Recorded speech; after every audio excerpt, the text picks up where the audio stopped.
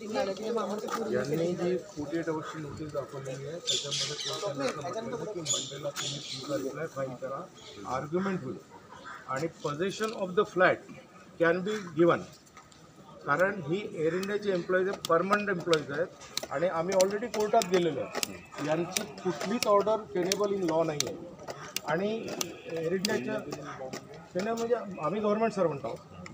हे private entity आहे. मिळाल गव्हर्नमेंट एंटिटीला प्रायव्हेट एंटिटीच्या माध्यमातून एअरपोर्ट अथॉरिटीच्या अंडरमध्ये आम्ही काम करत नाही आहे. ही सेशन कोर्टात चॅलेंज झालेली आहे आणि त्यांना सर्व पेपर्स मागितलेले सर्व पेपर्स या पूर्ण प्रोसेसचे. आणि काल जेव्हा आम्ही हायकोर्टात गेलो होतो ह्या मॅडम होत्या तिथे, विचारा त्यांना व्हर्बली काय जजने इन्स्ट्रक्शन दिलेलं आहे. मी इथं पिटिशनर आहे याच्यामध्ये. आणि पहिले जे 13 सील केले होते ते ओपन करायचे, त्याच्यामध्ये जे अंडरटेकिंग असेल ते अंडरटेकिंग डिसाईड होईल मंडेला. आणि गन पॉईंटला सर असं आहे, गन पॉईंटला जर ते असं म्हणत असतील की मला हे ओपन करून पाहिजे, हाऊ कॅन इट पॉसिबल?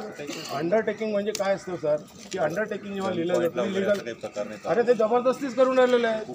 48 आवर्सच्या नोटीसमध्ये काल कोर्टाने क्लिअर कट सांगितलेलं आहे मंडेला आर्ग्युमेंट होईल, त्यांना रिप्लाय फाईल करायला सांगितलेलं आहे. ऐका, तुम्ही त्यांच्याशी बोला, लीगल काय असेल ते ते मॅडम. प्रश्न तो नाही आहे, तुम्ही त्यांना प्रोटेक्शन करून राहिला, बघायला आलो. मान्य आहे ना मॅडम? तुम्ही जे काही लीगल बोलायचं तुम्ही त्यांचे वकील आहेत. प्रश्न तो नाही आहे, प्रश्न तो नाही. तुम्ही गव्हर्नमेंट सर्वंट आहात, मी गव्हर्नमेंट सर्वंट आहे. गव्हर्नमेंट सर्वंटचं काय, आपण मग प्रत्येक मी परमनंट एम्प्लॉई आहे ना आपण. आमचा कायदा सुव्यवस्था हा मॅडम. जेव्हा आर्टिकल 21चा कुठलंही उल्लंघन होत असेल तर पोलिसांनी भारतीय नागरिकांचं संरक्षण करायचं असा कायदा म्हणतो. पण तुम्ही सांगताय की कोर्टात सध्या पेंडिंग आहे ना गोष्टी, मॅटर काल आणि त्यांच्याकडे ऑर्डर आहेत. मॅडम सध्या तुमचा विषय जो आहे तुमचा आर्टिकल 21चा त्याच्याबद्दल कोर्टात मॅटर चाललाय. हो ना, हो ना. मग यांची ऑर्डर असं म्हणतं जर कोर्टात काही असेल तर till that time they should not take any action.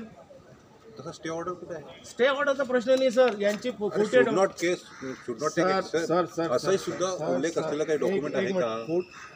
मला एक सांगा की एखादी हायकोर्टने क्लिअर कट महाडेश्वरच्या केसमध्ये दिलेली आहे की जेव्हा मॅटर सबज्युडिस असते तेव्हा lower court should not take any action.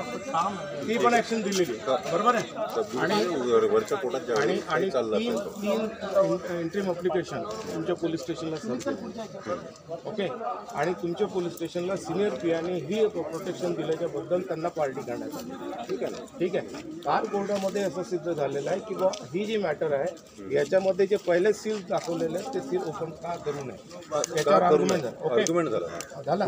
आणि आता आम्ही जवळपास 73 लोक आहेत, त्यांची अमेंडमेंट लिस्ट दिली की यांच्यावर कुठलीच कारवाई करण्यात येऊ नये. आणि मंडेला यांना सांगितलं आहे की तुम्ही तुमचा रिप्लाय करून मंडेला आर्ग्युमेंटला या. मग जर सबज्युडिस मॅटर आहे, how they are appearing over here? पण त्या 73 मधले आता यामध्ये आहेत का? आहे ना, ते सर्व लिस्ट आहे ना. त्यातले किती आहे?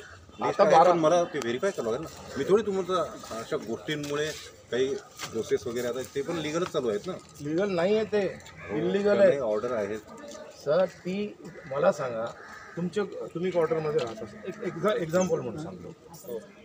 XYZ आउटसाईड पार्टीने, गव्हर्नमेंट महाराष्ट्राची नाही, बाहेरच्या व्यक्ती, आणि तुम्हाला नोटीस दिली की घर खाली करा. ॲक्सेप्टेबल आहे? ही PP ॲक्टमध्ये. हा एअर इंडियाने आम्हाला अलॉटमेंट केलेले लेटर्स आहे. कॅन्सलेशन ऑफ अलॉटमेंट कुठे आहे? हा कोर्टाला आम्ही प्रश्न विचारला की जर आम्ही गव्हर्नमेंट एम्प्लॉई आहे आणि 50 वर्षापासून इथे राहतो आहे, ही जी ॲग्रीमेंट झालेली ओंड्याची ही 2006मध्ये झाली होती, कॉलनीच नाही त्याच्यामध्ये, कालच आर्ग्युमेंट झालं. आणि मोदी गव्हर्नमेंटच्या नंतर, अडाणी आल्यानंतर 2020मध्ये यांनी सेकंड ॲग्रीमेंट केलं आणि नो बिडिंग केलेलं आहे.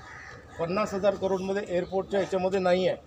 आणि 2024मध्ये जे ॲग्रीमेंट केलं त्याला चॅलेंज केलेलं आहे आणि यांना इन्क्लुडिंग गौतम अडाणीला पार्टी केलेलं आहे की ही एक